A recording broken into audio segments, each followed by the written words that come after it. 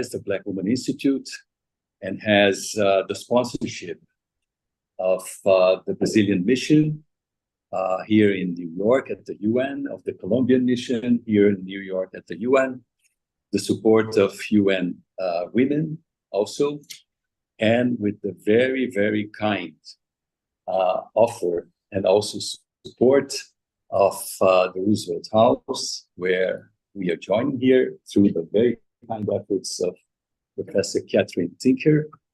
Our number here is small, but our number in Brazil is very huge. I've been told that there are many people joining us through YouTube, through our channel in YouTube of GLDS. So it's an honor to be here today with a very important issue that we are going to deal in this afternoon, is to address racism as a forefront issue in the global agenda for the future. We are at the week where the Summit of the Future is taking place, and this is a moment that we have to rethink some of our positions. This morning, we had a very, very interesting event that took place at the Baha'i International Community, where the question of racism was addressed in the UN system. And it brought us to many conclusions where we felt, those who were discussing the issue, that many efforts have to be taken regarding not only having racism totally abhorred from any traces here in the UN in terms of personnel and structures, but also in thinking. So thinking has to be the point. But notwithstanding the fact that things have to change for the future, we have gained many steps forward in addressing racism in the world. And this is what we want to kind of evaluate today.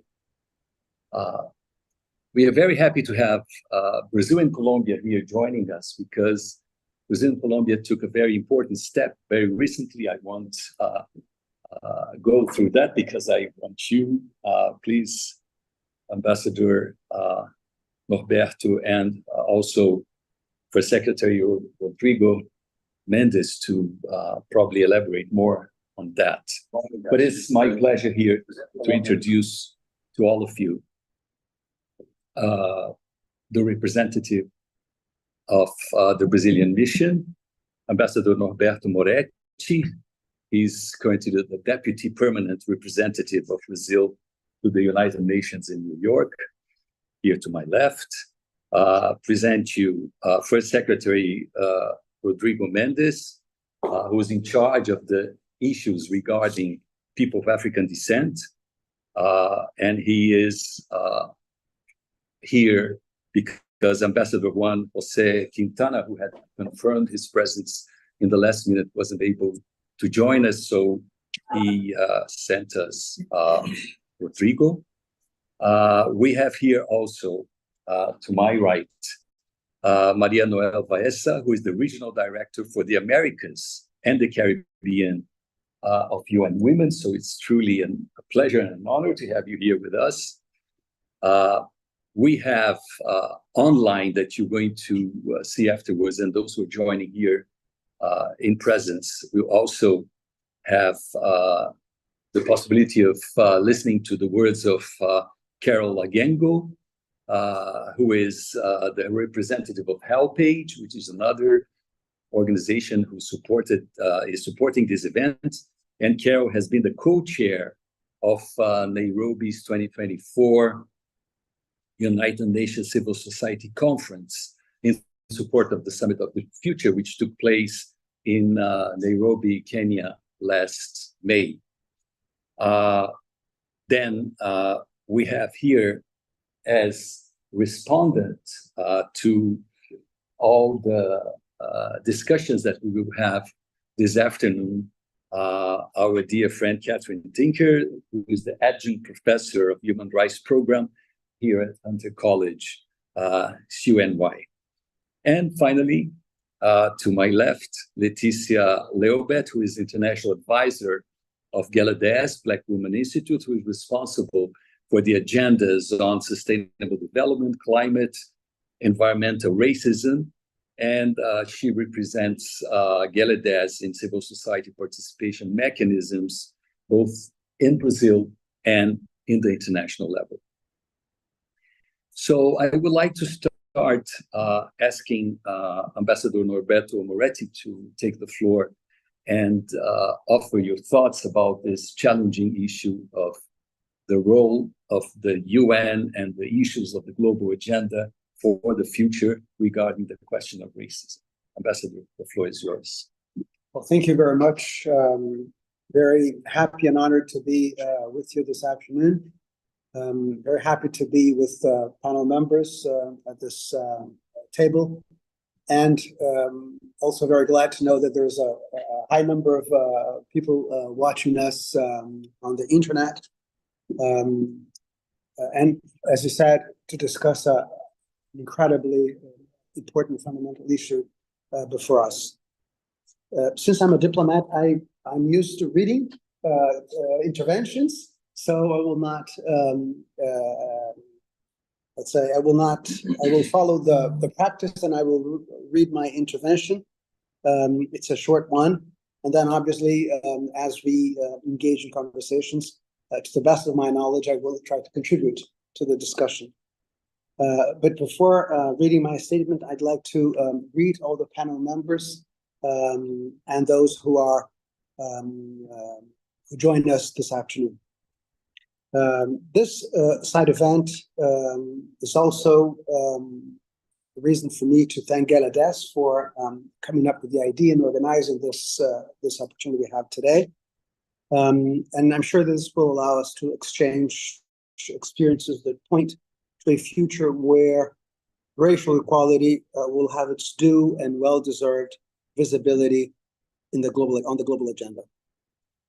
Next week, heads of state and government will gather in New York to make a very important contribution, political push for us to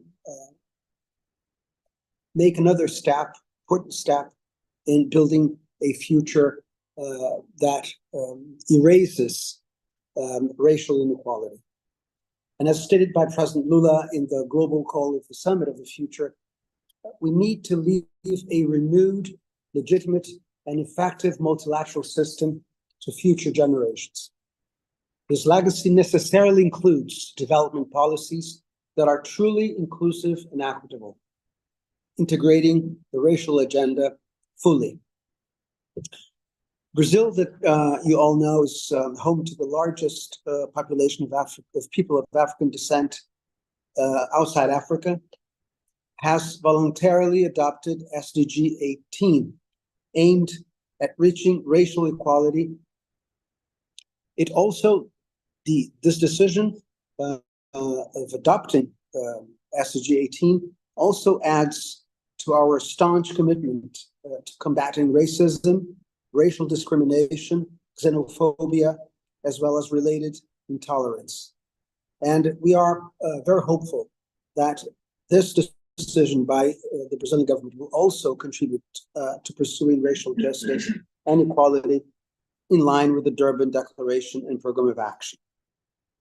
As stated by our Minister of Racial Equality, Aniele Franco, who will be with us this week here in New York, in the second session of the Permanent Forum of People of African Descent, the reduction of social, gender, and economic inequalities will only be possible if we place the fight against racism at the center of global politics. The voluntary adoption of SDG 18 by Brazil is yet another evidence that we are fully committed to addressing the historical oversight of racial issues in global policies and development goals. We're also proud here in New York to have facilitated with Colombia the recent resolution of the General Assembly that added to the UN calendar the International Day of Women and Girls of African Descent. In recognizing the significant contribution of all women and girls of African descent to the development of their societies, this resolution provides an opportunity to draw attention to the multiple and intersecting forms of discrimination they face, and to take stock of the promotion of the rights of women and girls of African descent at the national level. Mindful that there is still a lot to be done to free the world from the scourge of racism, and that 1 decade was not enough to ensure that people of African descent enjoy their full human rights and equal opportunities, Brazil is fully committed to the renewal of the International Decade on People of African Descent. I assure you that we will make all necessary efforts to have a resolution on the decade adopted by the GA in 2024, allowing for a renewal of efforts in combating racism and achieving SDG 18. I wish us a great event. Thank you. Thank you very much, Ambassador. And I would say, Ambassador Roberto, that Brazil has been a very important player here in New York regarding the inclusion of texts in several documents. And I know that you couldn't go through all of them, otherwise you would be offering more than the just 5 minutes that we offered you. It would go forever and ever. But I must here give a pinpoint that the Pact of the Future has almost 14 references to discrimination and the question of racial discrimination, racism, and this was a result of the efforts of the Brazilian diplomacy to achieve this wonderful result. We are in revision 5, and hopefully, I mean, these paragraphs won't be even touched because the discussions are elsewhere in the document, but also in the high-level political forum for sustainable development. Brazil has been very instrumental in including a very, very strong paragraph in both the ministerial declaration this year and in the heads of state declaration last year, including a very strong paragraph regarding the question of combating racism and being very clear that there's no sustainable development unless we address the question of racism. So our thanks to the Brazilian diplomacy and all the efforts that the mission here in New York has been involved with. Well, now I'm happy to ask First Secretary Rodrigo to also take the floor and share with us your views on this important discussion. Well, thank you very much.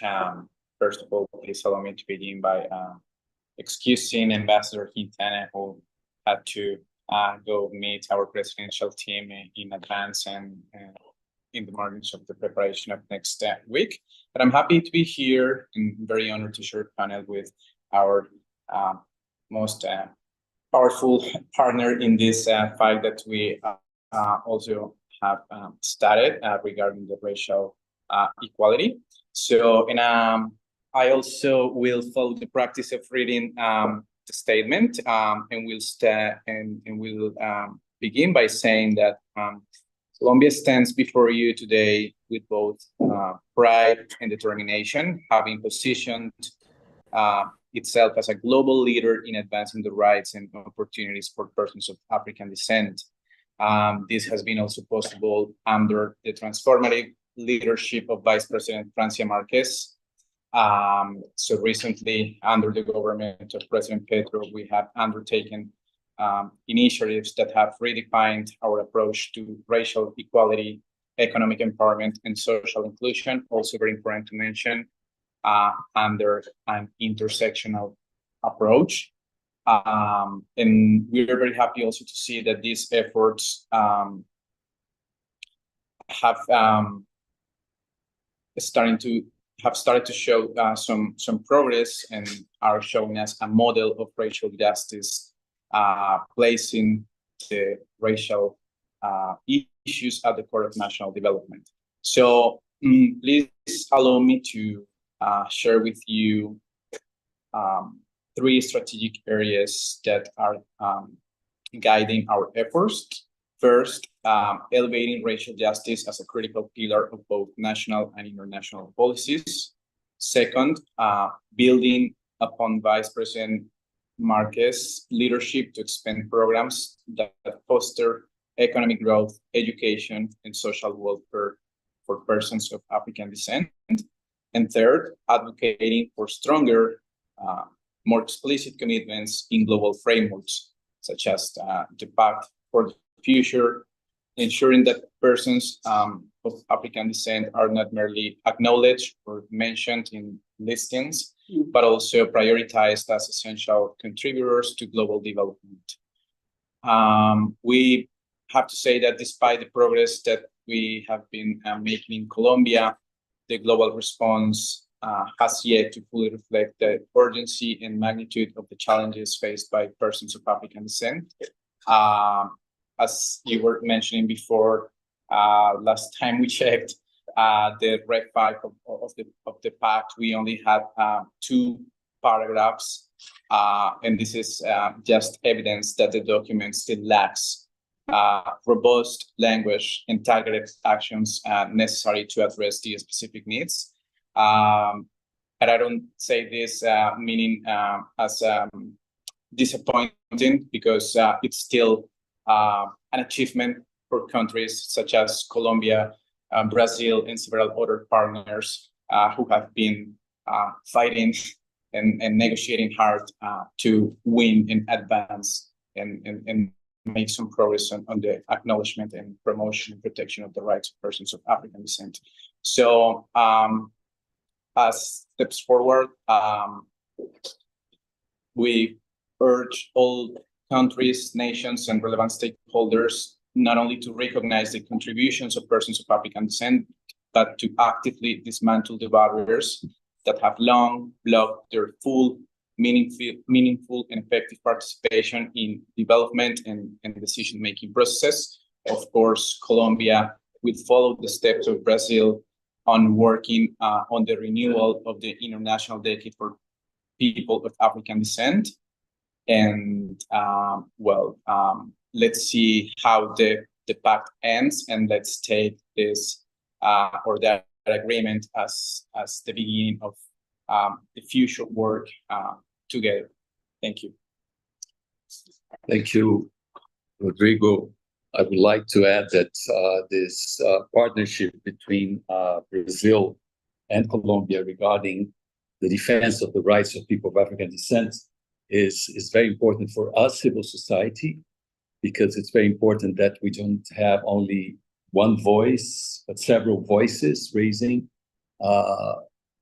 their banners for the defense of the issue of people of African descent. Before I give the floor to Maria from UN Women, I would like to acknowledge the presence of Mrs. Luciana Servo, who is the president of IPEA, the State Institute for Applied Economics Research in Brazil. And I must say that she's the first woman of African descent who has been presiding the Institute. So, Luciana, thank you for being here with us today.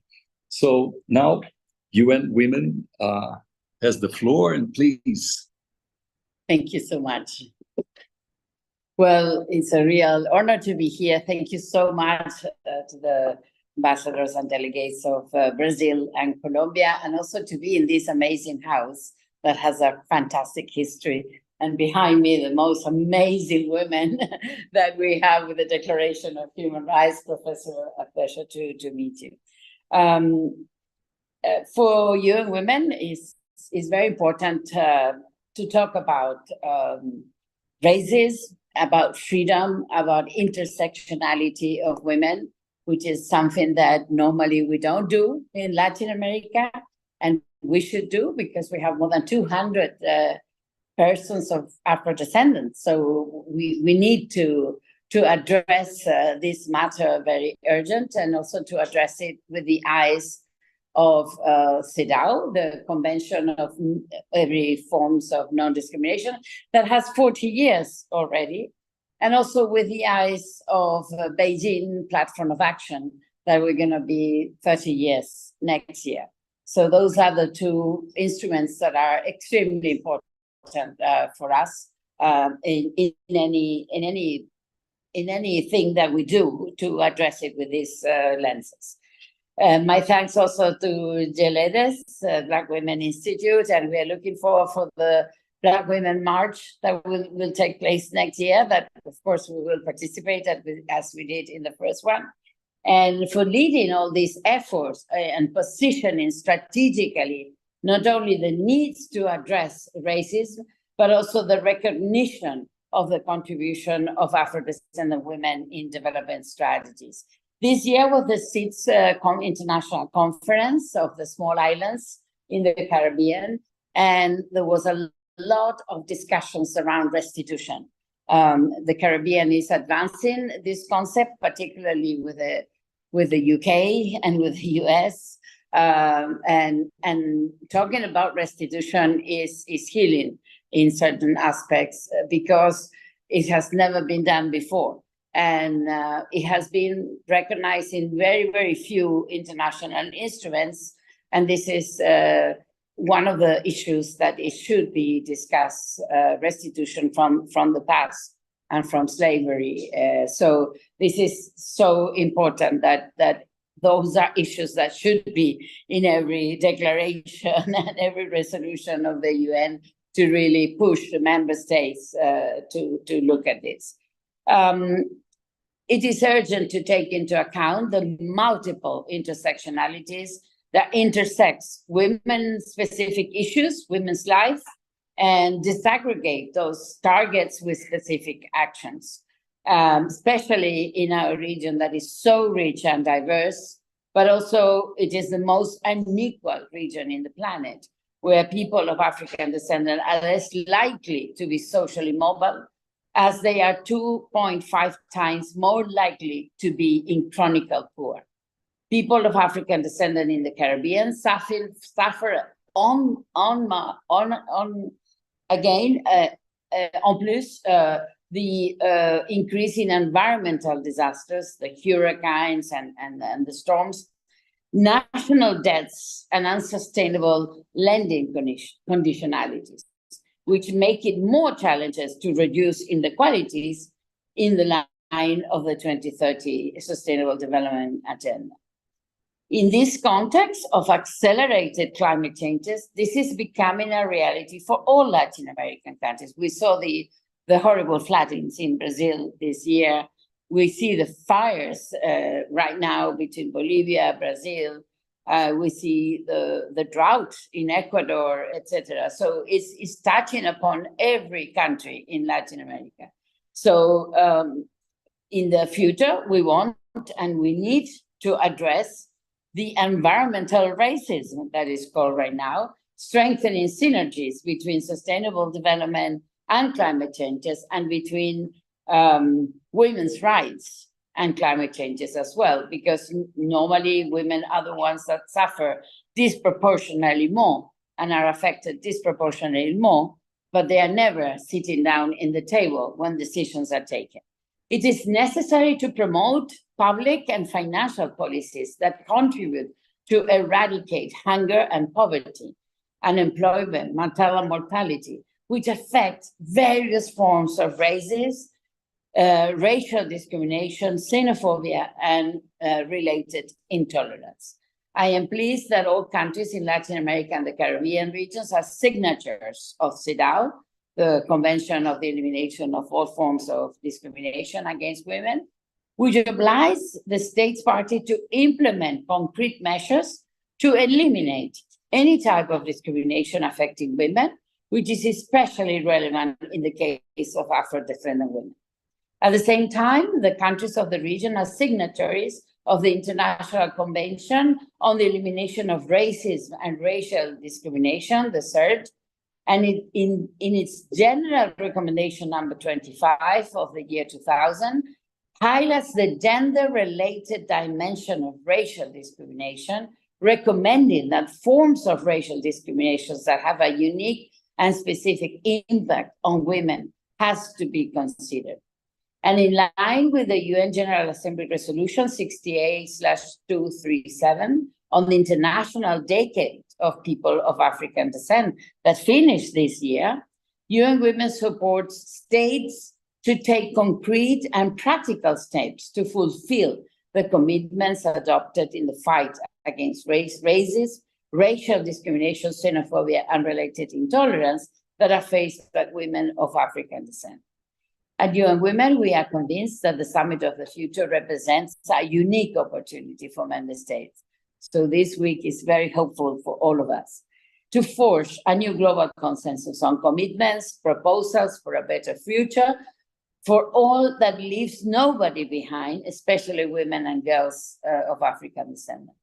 We strongly encourage national policies changes to combat intolerance and racism, like Brazil has done since last year, creating the ministry dedicated to the promotion of racial equality, and also what Brazil has been doing in the General Assembly, committed the advocate for SDG 18, dedicated to promoting racial equity. We fully support that SDG 18 that we need to create. This is a decisive step towards mainstreaming a racial perspective in sustainable development. And we all know how difficult it is to mainstream gender. So we envision that mainstreaming racism will also be very hard. But we have I would say the history of gender that it can help to accelerate. In addition, we work together with the government in the production and dissemination of gender and race disaggregated data, which is extremely important to inform public policies. In the context of the G20, we join the efforts to incorporate race equality in the discussions, something that was not there before.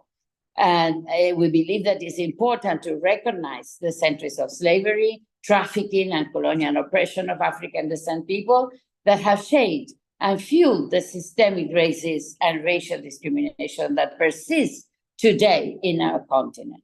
And most importantly, we need to recognize the value and contribution of Afro-descendant people to building our societies and promoting development and innovation solutions. It is time break down the discriminatory barriers against Afro-descendant women that implies exercising historical resistance where the hierarchization of race and gender can prevail in the tools of digitalization. We also need to be very careful because racism is also in social media. So it's time to transform this. I want to flag that the next year will be the 30th anniversary of the Beijing Declaration and the Beijing Plan of Action. And it will be very interesting to commemorate and make visible the role of Afro-descendant women and discuss collective strategies to redouble efforts to advance initiatives for restorative justice that was launched in the Durban Declaration. And it is also important to stand against racism when we are dealing with human mobility. We have 73 million people in human mobility in our region, and it's important to raise always the issue of racism and establish policies of anti-racism and, of course, anti-xenophobia. I am sure that together we can build a better world with dignity and human rights respect. Thank you very much. Thank you, Maria. Thank you for reminding us that next year is the 30th year of the Beijing Declaration and Plan of Action. And thank you also for reminding us, although we don't agree in the figures, you mentioned 200 million people of African descent in the world, and we in Latin America. In Latin America, Yes. okay. All right. So now we agree in the figures. The figures that we have is 300 million people of African descent in the world. So it's a very remarkable figure. And thank you also for reminding us that racism has as target gender. Yes. and that women of African descent are the first victims of this targeting of systemic racism structure that is already so well rooted in so many nations and in so many institutions worldwide. And thank you also for bringing up the role of UN Women in terms of raising consciousness and bringing very practical steps.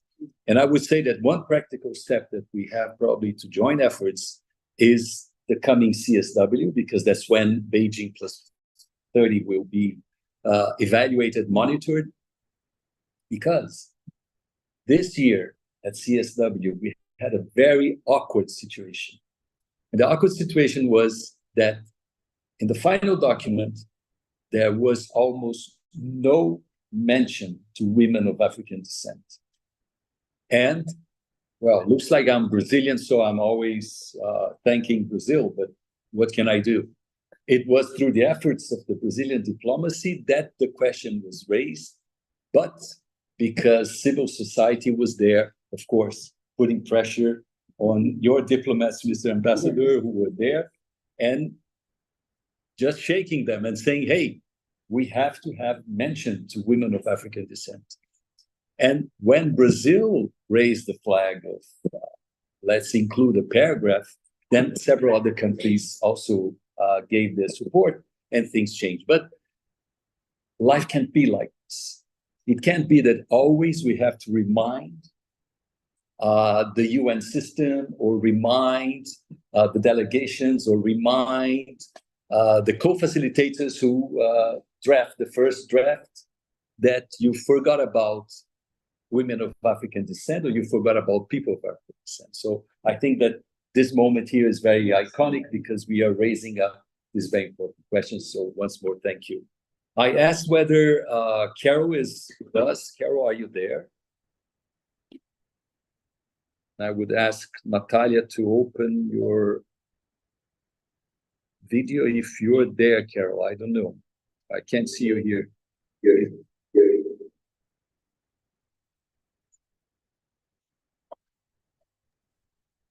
A Carol. Pronto, ela abriu o microfone. Só precisa abrir a câmera. Pronto. Okay. Can you see me? Yes. Yes. Oh, thank you. Sorry, I missed you for a minute. Thank you for inviting me to this very important session. And I wanted to be there in person, but was not able to because I've been called into another meeting in my capacity as the co-chair. I like it that we are speaking about racial discrimination and we are speaking about racism because it is time that we do that. These are issues that have been with us for a very long time, but we have not had, I would say, we've not had the courage, if I may use that loosely, to be able to speak out to the real issues. We talk about it in passing, but it's time that we go to the root causes and address the racism and address the issues of the putting the persons of African descent onto the periphery. And like I said in a discussion this morning, we must ultimately begin from 2 points. One is that we must look at this from a rights perspective. The Universal Declaration on Human Rights says that every person, everybody. So when we have discrimination on the basis of race or any other basis, then we are going against the fundamental principles that unite us as a people. If we say that we are members of the United Nations has its own challenges, and I believe it's on a reform agenda. However, United Nations remains the one place that would bring us together as a people on the planet and address some of the issues, the big issues that affect us. So if we're saying that we're members of this community of nations, but we are not respecting the fundamental principles upon which the community of nations was formed, then we have a problem on our plate. The second point is that we must recognize, sorry, let me just shut the door. There's a lot of noise. 1 minute.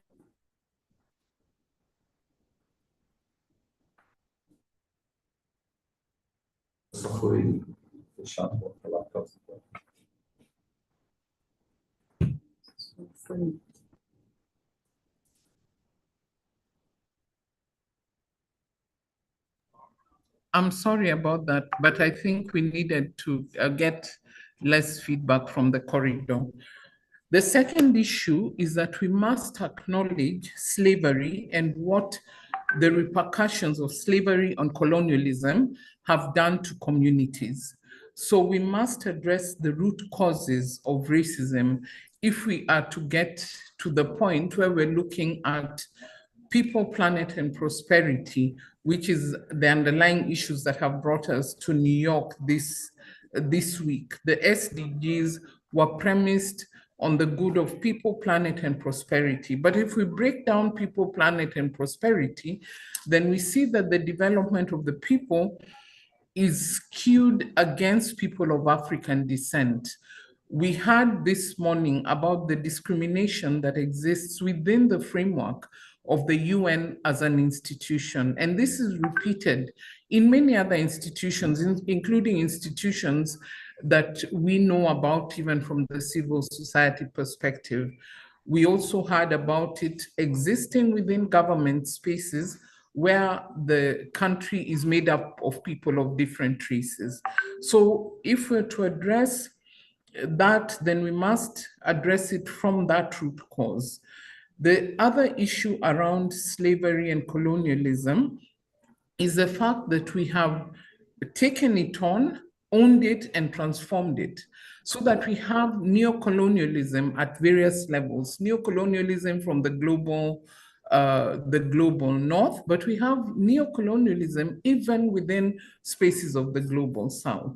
And when we have processes such as the localization agenda that is contained in the Charter for Change, we are implementing it blindly without involving the participation of the people most affected by that colonialism.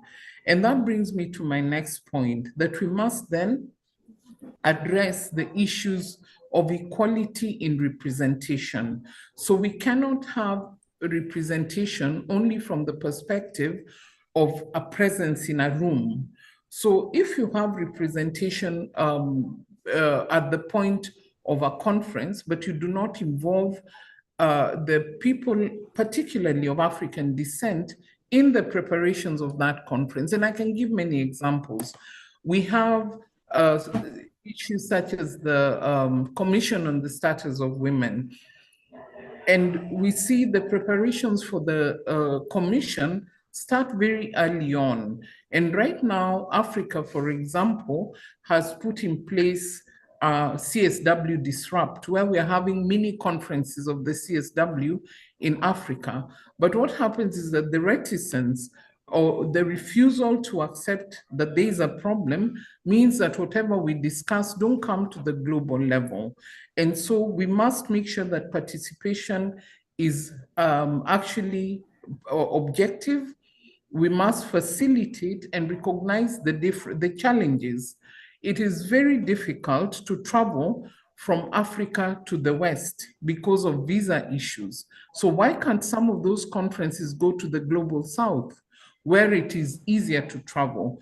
We saw with the Nairobi conference, there was a great participation, greater than has been in a lot of the conferences in the recent time, in similar conferences, of the participation of civil society. Why? Because it is easier to get a visa into Kenya than it is to get a visa into the USA.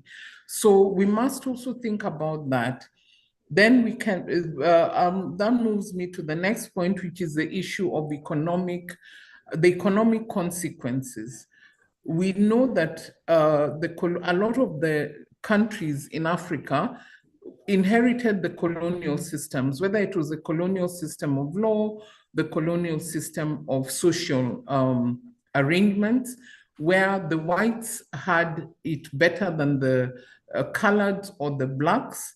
And what happens then is that those structures have remained. And this reflects in poverty.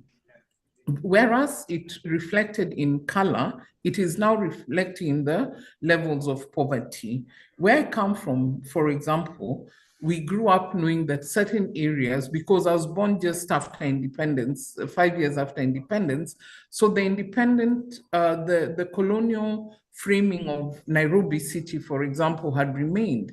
So the areas that had good housing were for the white people, that some that were fairly okay were for the colored people, and the black people were on the poorer side of the city, which had poor drainage, had no roads, and that has persisted to date. And so what happens is, if you're a child born in that space, you go to a very bad school, you don't have health facilities, and that perpetuates along the life course, and you end up poor. And I'm going to end, Iraj, by saying that poverty persists. And what happens then is that it removes the agency. Poverty then replaces the structure of, or rather adds on to the structure of racism. So if you're poor, if you're black, if you're a woman, all those diversities come into place, and it just predisposes you to poverty. And so as I close, I want to just say that all this is affecting how Africa is developing as a continent. If you look at because the agency of the people is so compromised, we're not able to stand up to issues such as poor governance. And what happens is that the West is riding on that. It is complicating the poverty situation. Countries such as the DRC are being robbed of their wealth, and the poverty of Africa is being sustained. So we must look at racism from that deeper perspective, rather than just saying that in a room where there's a meeting, there are 5 people of African descent and others from the global north. We must go to the root causes of these issues if we're to address racism effectively. I'll stop there, Raj. Thank you. Thank you so much, Carol. I really, oops, I forgot. Awesome. Thank you so much, Carol. I really regret that you're so close to us, but thanks to technology, you were able to join us here today. I mean, being here in New York was just for a few moments that we missed you, because you were called for this other function at the UN as being the co-chair of the Nairobi Civil Society Conference last May. But I thank you, Carol, for bringing to our attention the question of the root causes. And the root causes are what really bring people of African descent and Africans together. Africans, you as a very wonderful African woman, you are teaching us since we met and since we are seeing this cooperation between our, to understand the evils of colonialism. And you are also being close to us, understanding the evils of slavery and how these two evils are the essential root causes of all the racism that we are facing against people of African descent and Africans the same. So we have a long way to strive in terms of addressing racism and going to the root causes. So thank you, Carol. Now I'm happy to give the floor to Leticia, who is representing Geladesh here, already introduced to all of us. Thank you, Iraj. Thank you for attention in your event. It's very important for us in Geladesh, Black Women Institute. I would like to begin my speech by reflecting on recent actions by GLADES, which serve as Sankofa, indicating the future based on present actions. Sankofa is a concept from West African countries, meaning go back and fetch it, symbolizing the importance of learning from the past to build a better future. Represented by a bird looking backward while carrying a seed. The principal values ancestral knowledge and culture as the foundation for the progress and growth of communities. I present here some actions that demonstrate GLADES' coordinated efforts to advance the global anti-racist agenda. In the human rights agenda, we can highlight our contributions to the Committee on Economic, Social, and Cultural Rights, emphasize the urgency of combating institutional racism and structural inequality, and demanding historical reparations and social mobility for African descent individuals. Furthermore, we request the Human Rights Council to renew the international mechanism of independent experts to promote justice and racial equality in law enforcement, WEMLR, essential for ensuring human rights are respected in law enforcement with a focus on the African descendant population. We denuncied the systematic no compliance with the International Covenant on Civil and Political Rights and the relationship of this violation with races by states and structured a coordinated efforts with the working group of experts on people of African descent.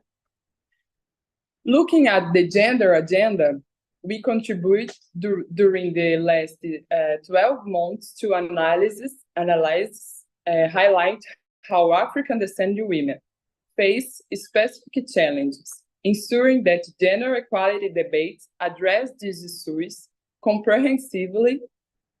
We work to increase the representation of African descent women in these global forums and influence states to commit to promoting the autonomy and meaningful participation of African descent women and girls. These actions were reflected in the latest CSW document, where the importance of the contribution of the African descent girls and women to civil development was recognized. In this regard, and in close coordination with the indicators for the Sustainable Development Goals, as well as for the Climate Agenda Goals, we have advocated for disaggregate data by race, gender, and other markers of inequality to ensure the formulation of more effective and inclusive public policies. We have been involved in advocating and influencing the creation of the SDG 18, which aims to address racism globally. Additionally, we have historically worked to ensure the racial agenda is integrated across 17 goals, all 17 goals. As a matter of fact, our initiative to create a stakeholder group of people of African descent at the UN, which already has support from almost 30 organizations from our regions. Stand that. Furthermore, I would like to highlight that the influence Brazilian diplomacy to support paragraph 17 in the High-Level Political Forum, HLPF 2023 declaration, which reinforces states' commitment to combating racism and racial discrimination as a determining factors for the perpetuation of poverty and inequality. And we have ensured that this language is maintained and appears even more consistently in the fact of the future. In the climate agenda, I would like to highlight our actions, both due to the urgency and the difficulty of achieving progress for the African descent population. Climate justice will only be possible if integrated with racial and gender justice. We highlight that African descent populations are provider of technologies and solutions to the climate crisis. We have advocated through submissions and advocacy with member states for these voices to be included in discussions and decisions at the United Nations Framework Convention on Climate Change, UNFCCC, expanding the scope of climate negotiations to include racial and historical dimensions. Gelade's work with the G20, with outreach, throughout structure, focusing on influencing discussions on economic empowerment of people of African descent and ethnic and racial justice, holding states, banks, and financial organizations accountable to develop effective programs that promote economic inclusion of African descent population. I conclude the presentation of our actions by highlighting our role in the Interfaith Forum addressing religious intolerance, focusing on African heritage religions and their relation to environmental racism. In this dimension, as in others, we are focusing on highlighting the valuable contributions of African descent cosmologies and their potential to reorient global crises. Finally, we recognize and actively contribute to all mechanisms created by the UN for combat racism and for African descent representation, such as the Durban Declaration and Program of Action, the Permanent Forum on People of African Descent, the Working Group of Experts on People of African Descent, the International Decade for People of African Descent, and the recent establishment of the International Day of African Descent Women and Girls, a notable initiative of the governments of Colombia and Brazil, among others. But if we truly want to build a future that leaves no one behind, we need more effective and stronger measures agreed upon by all parties to address racism at the global level. Thank you. Thank you, Leticia. And thank you for stressing one thing that Maria and you stress: leave no one behind.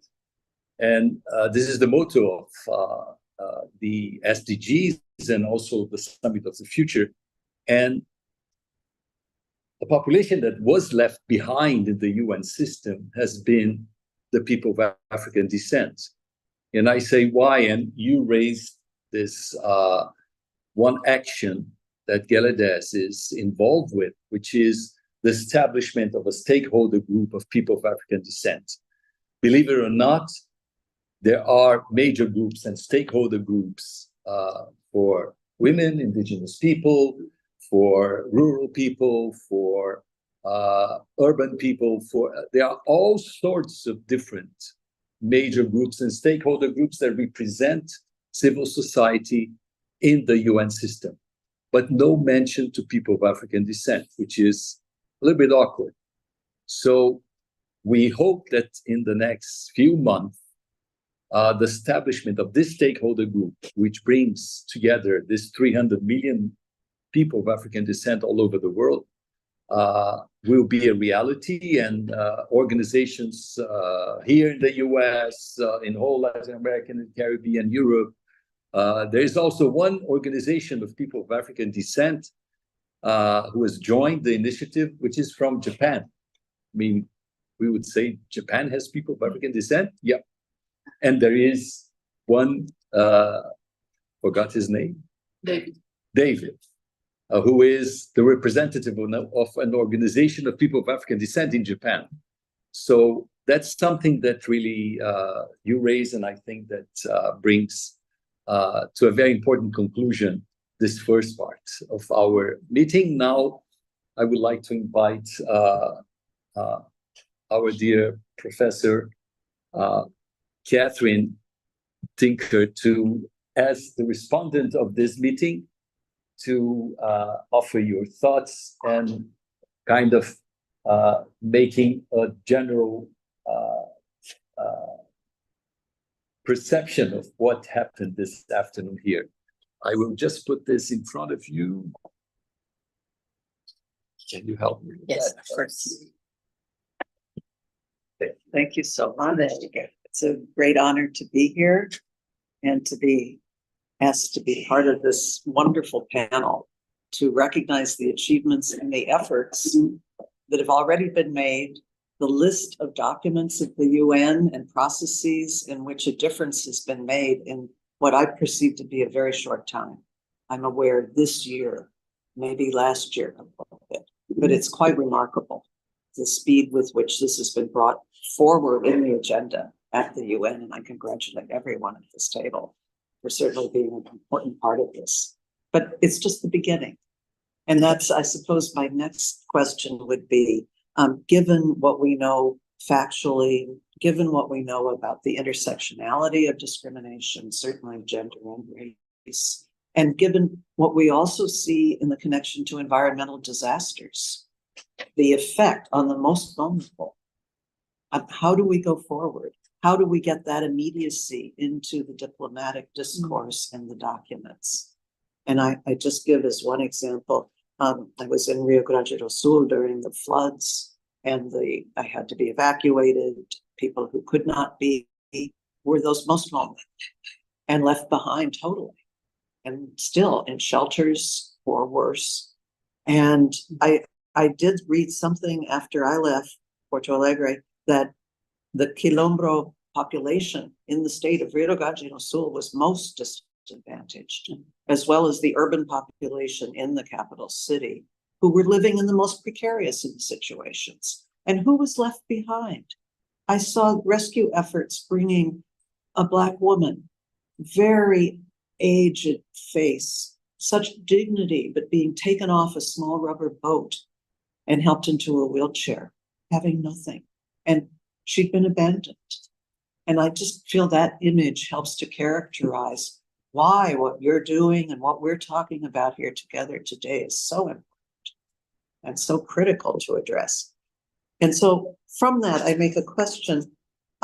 There's a lot of scholarly literature. We are academics here in this house, so I must acknowledge that the contributions of course, Eleanor Roosevelt, in whose home we are sitting, and her great friend, Mary McLeod Bethune, the great Black educator and philanthropist and civil rights activist who worked to desegregate schools here in the US and was the first highest level federal employee in the 1930s during the Roosevelt administration in the US.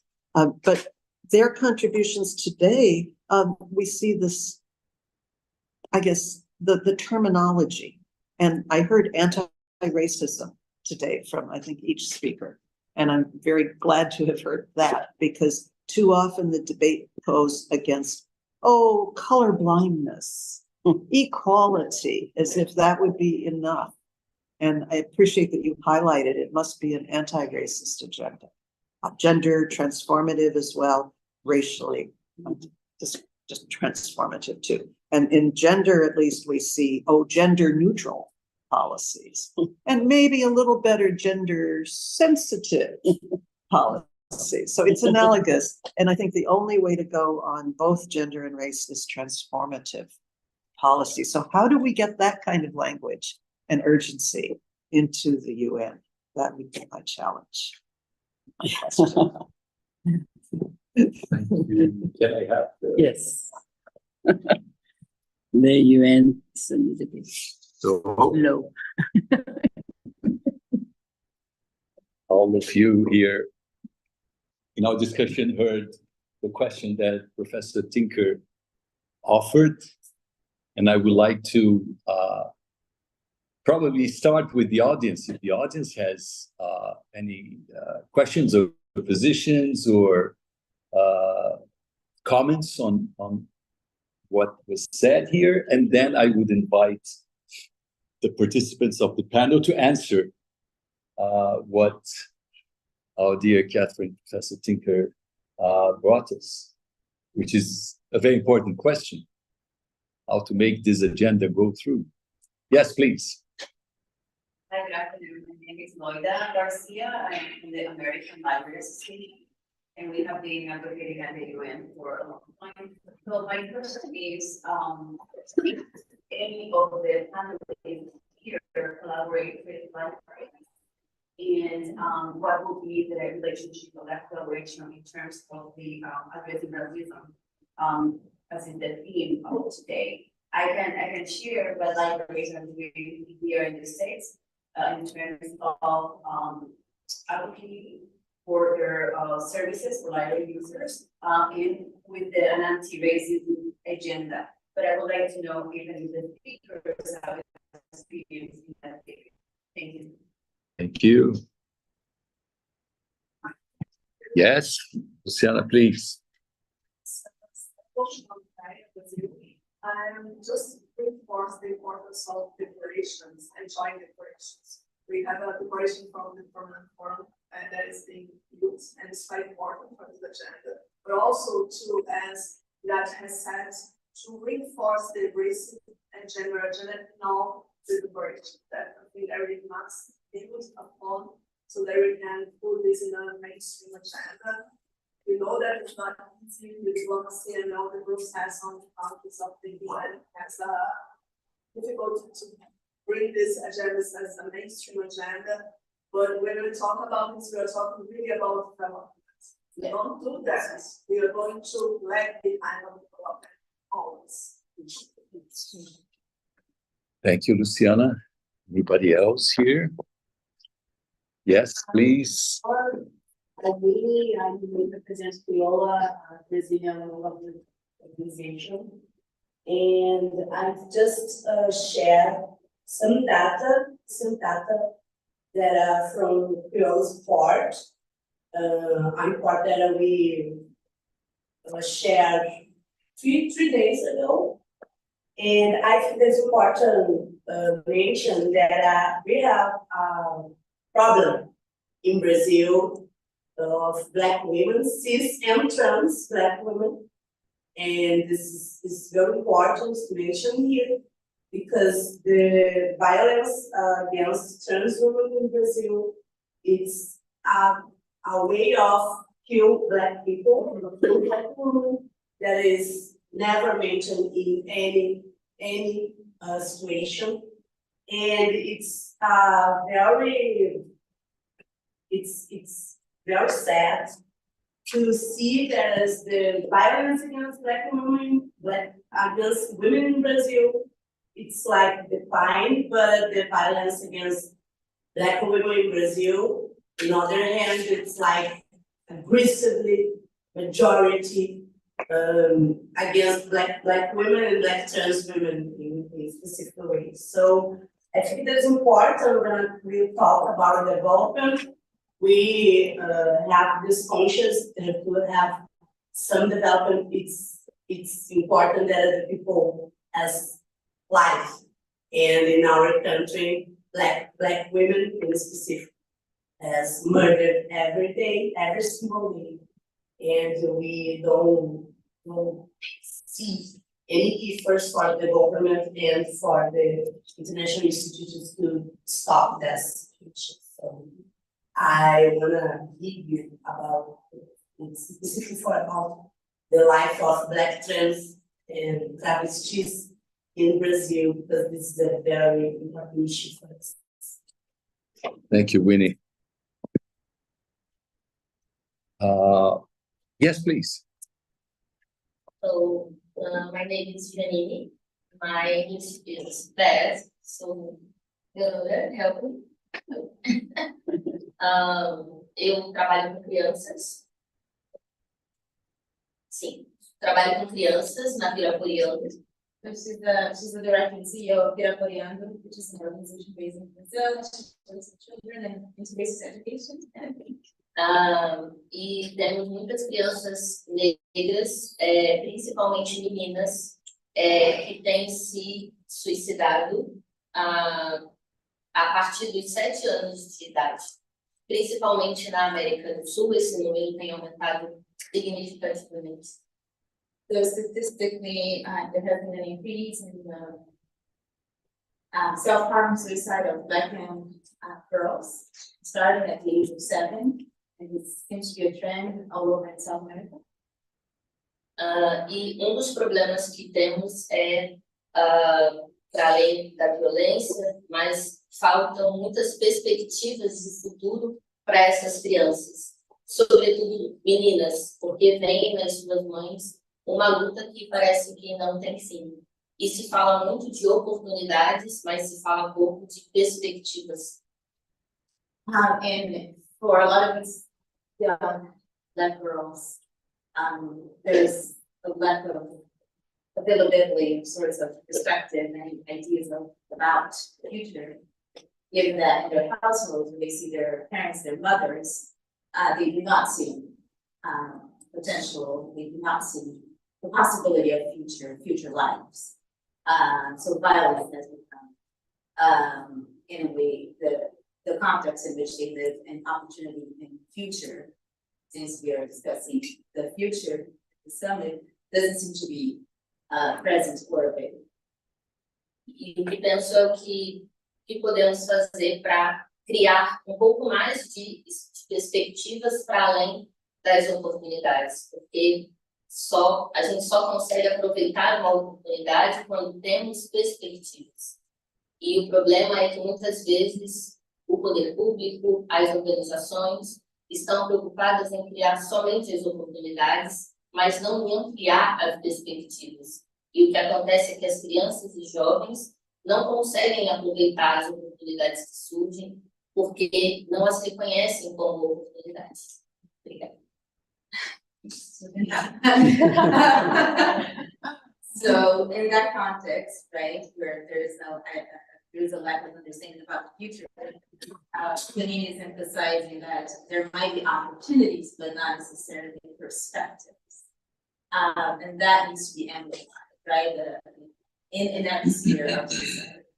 Because even when you have opportunity, you do not have perspective and ways in which you can see yourself, project yourself into the future, thinking of the opportunities as possibilities and as new perspectives about your life and the life of the others. This is free translation, so thank you. But I think that is your question is, what do we do when we're thinking in these terms, right? Given this context of increase self-harm.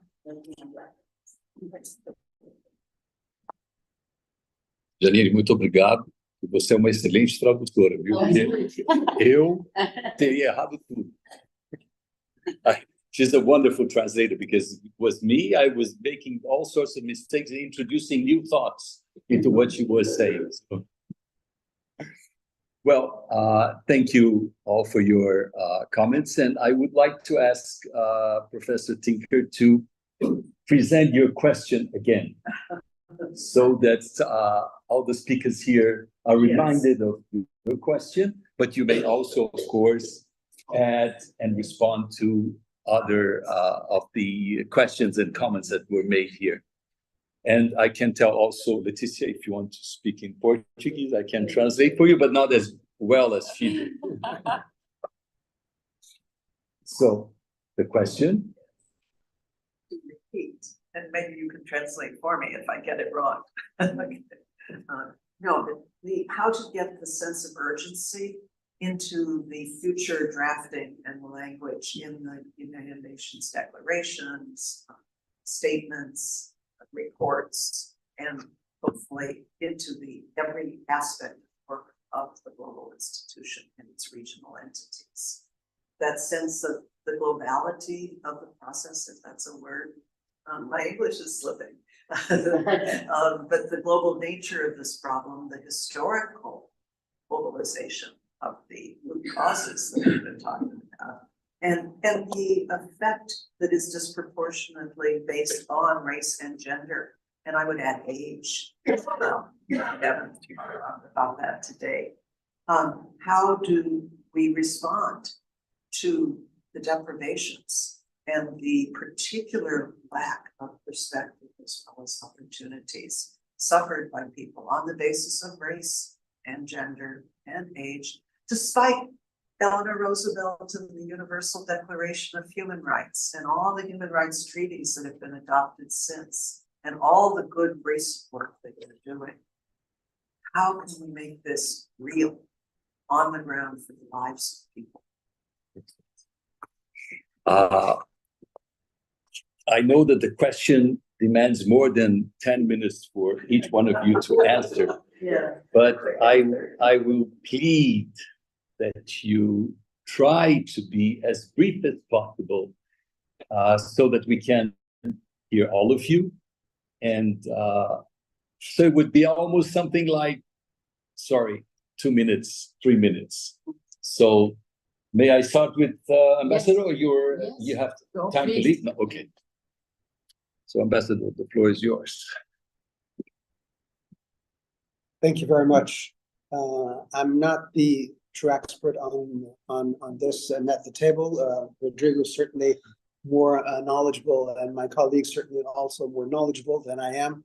But from where I sit, and I don't sit through the negotiations, to be frank, my colleagues do. But I certainly get briefings from them and sometimes have to provide instructions, etc. I can say this, and my colleagues obviously are free to correct me if I'm wrong. Not only at the UN, but I would say that especially at the UN, we're at a very, very difficult moment whenever we bring these issues to the forefront. I mean, you mentioned some cases where there was stiff resistance on the part of a large portion of the membership, actually, to even mention some of the issues, much less to really mainstream them or come up with language that will have, or that is more likely to have concrete consequences and implications on actual lives of people around the world. The UN, unfortunately, today is a victim of the larger cultural wars that are raging in the world. Some things that were seemed possible, and even they were agreements, universal agreements, today face serious pushbacks. This refers to gender, this refers to race, this refers to many other issues. And it's quite frustrating sometimes to see that the polarization, the difficulties to even repeat what has been agreed in the past, is not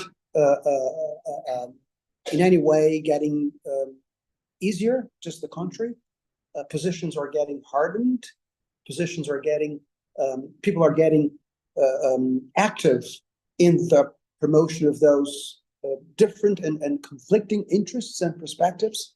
So it's really an issue of polarization. It's really a scenario of polarization and very little capacity, I think, or diminishing capacity to bridge gaps.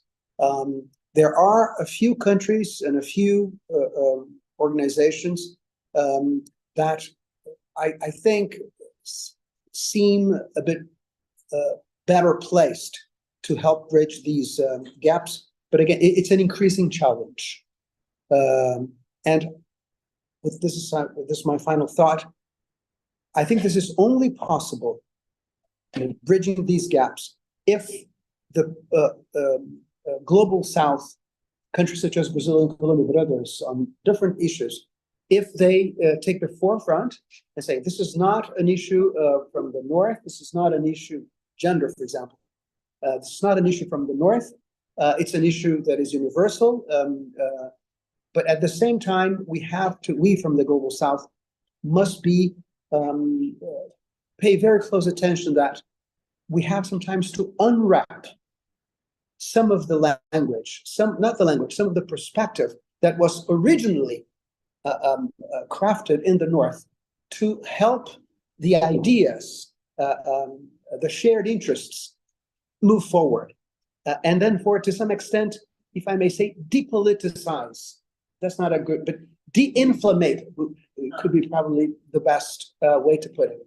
De-inflammate some of this effort, because the way we go now, I think, we will not be able to anytime soon, at least, bridge those gaps. I may be pessimistic. Again, colleagues that are closer to the actual discussions and negotiations might correct me, but that's the perception I get from where I sit. Thank you. Thank you, Ambassador. Rodrigo. Thank you. Thank you very much, also, Ambassador, for giving us or providing us with a political perspective. So maybe I can build upon with a top-down perspective and maybe refer to the strategic level, because I see that most of your questions have in common what we call in the room the MIFDs, like the multiple and intersecting forms of discrimination. Your question regarding the violence against trans women or girls of African descent, it's a great example to provide with evidence the fact that these cases of discrimination or lack of opportunities of girls of African descent in hard-to-reach areas or rural areas are definitely not happening in the global north, but in countries like Brazil and Colombia. So the intersectional approach is definitely a strategy that countries or member states and other stakeholders can use as a vehicle to start advocating and gaining some field and making advance the language and the consensus on what we really need to draft concrete actions towards the improvement and the advancement of the rights of persons of African descent. And from a tactical perspective, I would just say that the establishment of cross-regional groups, core groups, or starting to create a critical mass within the UN, and of course with the inputs of civil society, academia, and other relevant stakeholders are definitely highly valuable for us to make that change to happen. And of course, the UN bodies, when they make this small changes in the reports, in their guidelines, when they say gender transformative, that is a source that there's like ammunition for us to go to the negotiator and refer to the language that could help us advance the agenda. So that's what I have to say regarding this. Thank you. Thank you, Rodrigo. Maria, please. Thank you so much. We haven't addressed the ending violence against women in general, but particularly with Afro-descendant women, and of course, trans women, and the sexual aggressions and the sexual token that has always been women of Afro-descendant, but women in general, right? We still don't have a global convention of violence against women, although we all know that almost 40% of women in the world suffer violence. In the region, we have 4,000 women that are killed every year for the sake of being women, feminicidios. And in Brazil, it's 9 women a day. In Mexico, 11. So this is a pandemic, if you want. And it's a real situation that there's no political will and there's no budget, because unfortunately, that's what happened. The institutions that are in charge of fighting violence against women have the less, budget, and unfortunately, there's no political will at the highest level to really end the violence. So we have Belém do Pará, the convention that was approved in Belém do Pará 30 years ago. This year is 30 years of Belém do Pará. It has been emblematic in the world, the first in the world. But unfortunately, this is something that we need to address as Latin Americans, because it's social norms. It's more than legal issues. It's social norms. What is happening in our region that is so violent, and this requires a lot of thought about it. But political will and budget are the essential issues, the essential combination of issues to really advance women's issues, to really end discrimination, and to really understand that we cannot continue living in a society like that, right? Regarding the UN, what the UN can do, the agree language that has been there for 30 years is being contested. 50 countries are denying the existence of violence against women. They are demanding why we should put violence against women. Well, you know better than me, because you're at the forefront of negotiations. So it is a bit schizophrenic, I will say, that some countries are completely in denial of women's issues and on the advancements and the agreed conclusions for the last 30 years. So yeah, we need to continue. We have to push forward the pushback, because we have a lot of pushback in the region in particular, and we have to face it and we have to name it. I think there's a lot of education that we have to do. There's a lot of tweets in X and Instagram that say things that, my goodness, this person doesn't know absolutely anything that is tweeting this kind of thing. So we have to be patient and be in a sort of education mood all the time, because if we confront, we will not gain anything. But yes, every year, the Commission of the Status of Women that happens in New York during 2 weeks, is the General Assembly for Women. It's more difficult every year to get a consensus on the agreed conclusions. Let's hope next year that it is a political declaration for the 30 years of Beijing, that it will be more easy, hopefully. I don't know.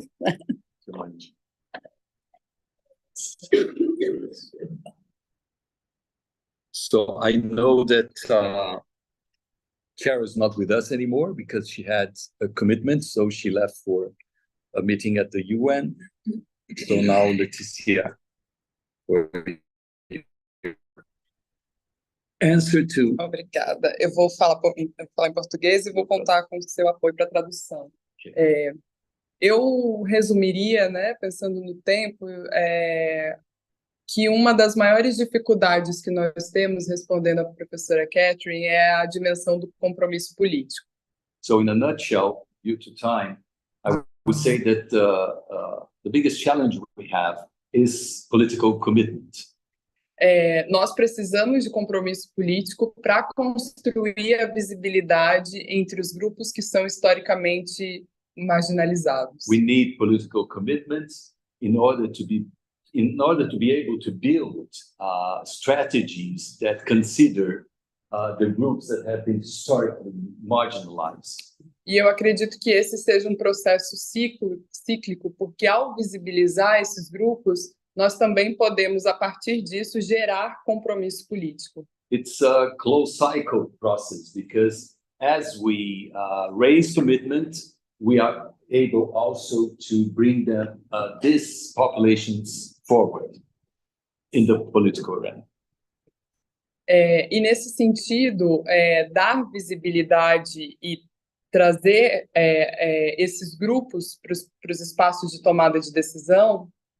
And so to give visibility to these groups and bring them into the spaces where decision-making processes are taking place. É uma condição para ampliar debate sobre diversidade numa perspectiva mais ampla. It's a condition to amplify, enlarge the process of the debate on the rights of marginalized populations. A exemplo de nós, mulheres afrodescendentes, nós temos historicamente compromisso com todas as pessoas da nossa comunidade.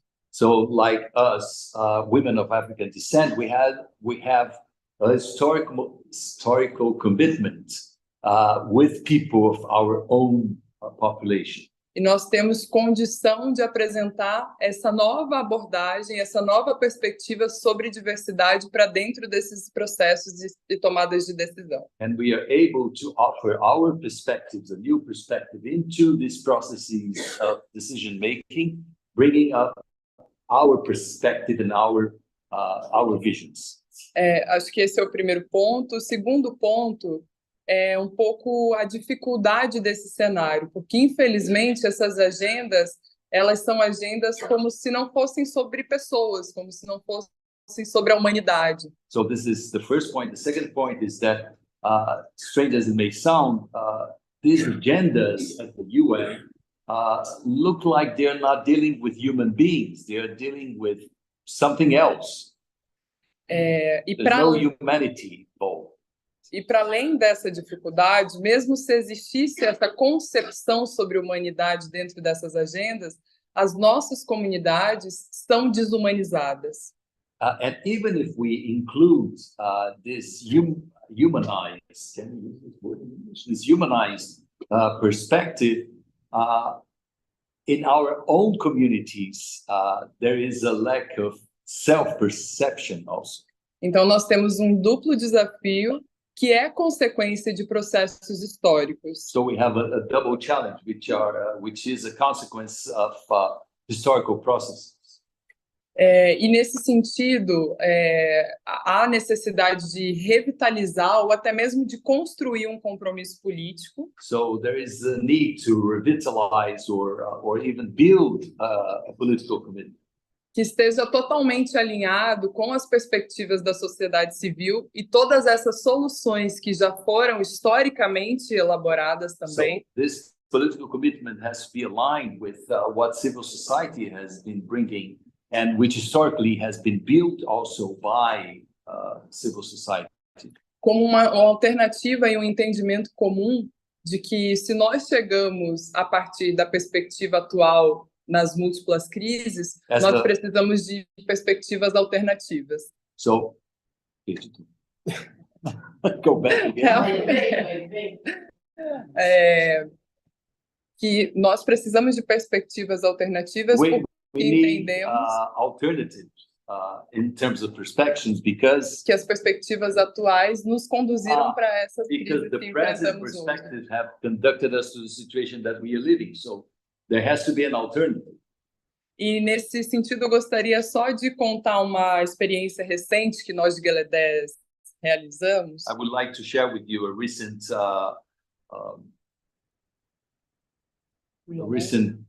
situation that we in Gala10 we have gone through. Nós convidamos uma criança para ir conosco para Genebra, para que pudesse se posicionar em relação a uma relatoria sobre os direitos das crianças na ONU. We invited a child, now go a little bit further, a 9-year-old child, and I'll go a little bit further, a 9-year-old black boy from the vicinities, the periphery of São Paulo, to go to the UN in Geneva in the pre-sessional meeting of the Committee of the Rights of the Child in order to present his perspective. Quando essa criança foi falar sobre a questão do enfrentamento ao racismo, ela chorou. Eu vou chorar.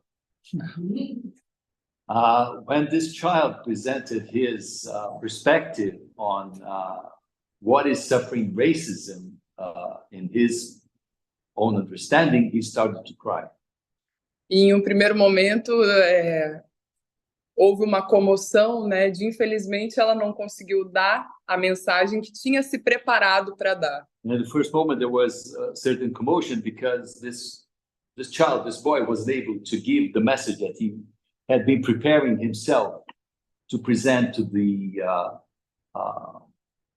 experts of the CRC. Mas por outro lado, nós saímos com a certeza de que ela deu o recado sobre o que é a experiência do racismo e de como todas as pessoas precisam se responsabilizar por esse processo. But on the other hand, we are sure that he was able to give the message and show what is the perspective of someone who's suffering racism as he suffers. Obrigada. Thank you. So, for those who don't understand Portuguese, I said I was going to cry too, because the story is very moving. I think that's it. But I'm extremely tempted to ask Professor Tinker to accept the challenge. Because probably asking someone from the academia to be the respondent is a tricky situation, because people from academia, as you, take notes and love to write papers. So my request to you is, if you would consider the possibility of offering us a report, a written report, in a very, it could be in English, don't worry, you don't have to write in Portuguese, although she speaks very good Portuguese, because I think I mentioned she's a professor here in the US, but also a professor at Federal do Rio Grande do Sul, in Rio Grande. Yeah, he teaches in Porto Alegre. So I would like to ask you this, if you have time, if you have the will, of course, but I think it would be wonderful, Catherine, if you're able to offer us this present, something that we can have, circulating, because videos do circulate, but people nowadays, they are so, everything has to be very, very abridged and very quick, and nobody has time to watch a video of an hour and a half. I could do a summary, but I just want to double check we were not off the record in the remarks when we the diplomats present. I think not with the prepared. Nothing was off the record? It's fine. Okay, So, just checking. And I would also just acknowledge two of my students from my class in human rights here at Hunter College are in the audience, and we've been talking about all of this since 10 o'clock this morning in class. So be careful, because she's going to ask you questions. See whether you truly got to, take the right notes, because she's going to compare her notes with your notes. One of my students made a very interesting follow-up question, if I may, rapidly. We were looking at various declarations of independence from the 18th century and the 19th century in different countries, and reading today and talking about the Universal Declaration of Human Rights. Coincidentally, that was on the syllabus. And one student asked about Article 1 of the UDHR, which is very general, but he said it's so inclusive, why isn't that enough? Why do we need 30 articles? And then we had a discussion, and we shared, people picked out one article that really spoke to them, so we could discuss each one. And what's your perspective, if you have time to make one more remark? In drafting, should it be just the one invocation with a short attention span, a good sentence? Or do we need all the specific examples, drilling down into what life can really be for those who find rights? Well, the UN Charter starts with the people. Yes. So your answer is with the people. With the people. Absolutely. So we will all work to help. Oh, Rodrigo is adding the S, with the peoples. Yeah. Okay. Ambassador, your very brief comments. With the people as well. Yes, well. With the people.